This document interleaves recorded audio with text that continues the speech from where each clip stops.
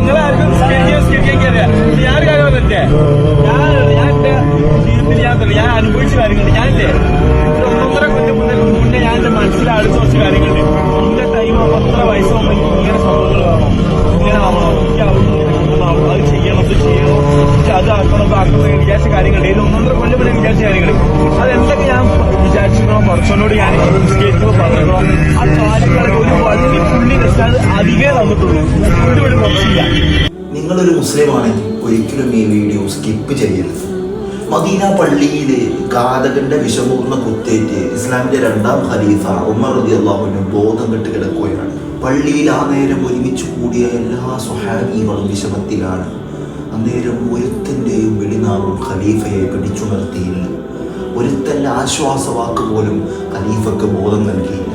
ഖത്താബിന്റെ കഴുത് നന്നായാലും ഖത്താബിന്റെ മകൻ ഉമർ ഒരിക്കലും ഇസ്ലാം സ്വീകരിക്കുകയില്ല എന്ന് പറഞ്ഞ അതേ സ്വഹാബി കാലഘട്ടം, അതല്ലെങ്കിൽ ഞാൻ മുഹമ്മദിന്റെ തലയെടുക്കാൻ പോവുകയാണെന്ന് പറഞ്ഞ് 1ാമത്തെ കുതിരസവാരി തിരിച്ച് വീട്ടിലേക്ക് പോയി റിപ്പീറ്റ് അടിച്ചു വരുന്ന സമയത്ത് ഇനി മുഹമ്മദിനെ ആരെങ്കിലും തൊട്ടാൽ അവൻ്റെ തല ഞാൻ എടുക്കുമെന്ന് പറഞ്ഞ ഇസ്ലാമിൻ്റെ 2ാം ഖലീഫ ഉമർ റളിയല്ലാഹു അൻഹുവിൻ്റെ നഷ്ടം എല്ലാ സ്വഹാബിമാരുടെ മുഖത്തും ഭയങ്കര അഗാധമായ സങ്കടം മൂളിക്കെട്ടിയിരിക്കുകയാണ്. ആ സമയത്താണ് മദീന പള്ളിയിലേക്ക് ഉമർ റളിയല്ലാഹു അൻഹുവിൻ്റെ പുന്നാര മകൻ അബ്ദുല്ലാഹി ഇബ്നു ഉമർ റളിയല്ലാഹു അൻഹു കടന്നു വരുന്നത്.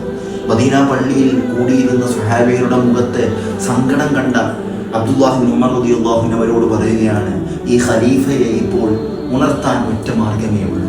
ആരെങ്കിലും അദ്ദേഹത്തിന്റെ ചവിട്ടിൽ പോയിട്ട് അസ്വലാത്തു ഖലീഫ, പ്രിയ ഖലീഫ നിസ്കാരത്തിന്റെ സമയമായിട്ടുണ്ടെന്ന് പറഞ്ഞാൽ ഖലീഫ എഴുന്നേൽക്കും.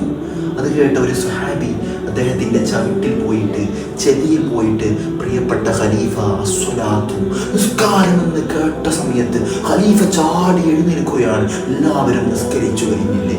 പടച്ചറപ്പേ, വിഷം കുത്തി വിഷം ഒലിച്ചിറങ്ങിയ തൻ്റെ ബോഡിയിൽ, തൻ്റെ ശരീരത്തിൽ ബോധം കെട്ടുകിടക്കുന്ന പ്രിയപ്പെട്ട ഖലീഫയെ പോലും അസ്വലാത്തു നിസ്കാരം എന്നുള്ള വിളിനാമം ബോധം നൽകിയിട്ടുണ്ടെങ്കിൽ എൻ്റെ പൊന്നുമക്കളെ, അതാ ആയിട്ട് 5 വക്ത് കറക്റ്റായിട്ട് നിങ്ങൾ നിസ്കരിക്കുന്നുണ്ടോ നിങ്ങൾക്ക് വിജയമുണ്ട്. ലൈഫ് ടൈം സെറ്റിൽമെന്റ് പടച്ച റബ്ബ് തരും. അത് നമുക്ക് തന്ന ഗിഫ്റ്റാണ്. അത് സ്നേഹത്തോടെ നമ്മൾ സ്വീകരിച്ചാൽ പടച്ച റബ്ബ് നിങ്ങൾ ഒരിക്കലും കൈവിടില്ല. നാളെ അല്ലാഹുവിൻ്റെ കോടതിയിൽ ആദ്യമായി ഒരു മുസ്ലിമായ വിശ്വാസിയോട് ചോദ്യം ചെയ്യുക 5 വക്ത് നിസ്കാരത്തെ കുറിച്ചാണെങ്കിൽ നിസ്കരിക്കൂ. നിസ്കരിച്ചിട്ടുണ്ടെങ്കിൽ അവൻക്ക് വിജയമുണ്ട്.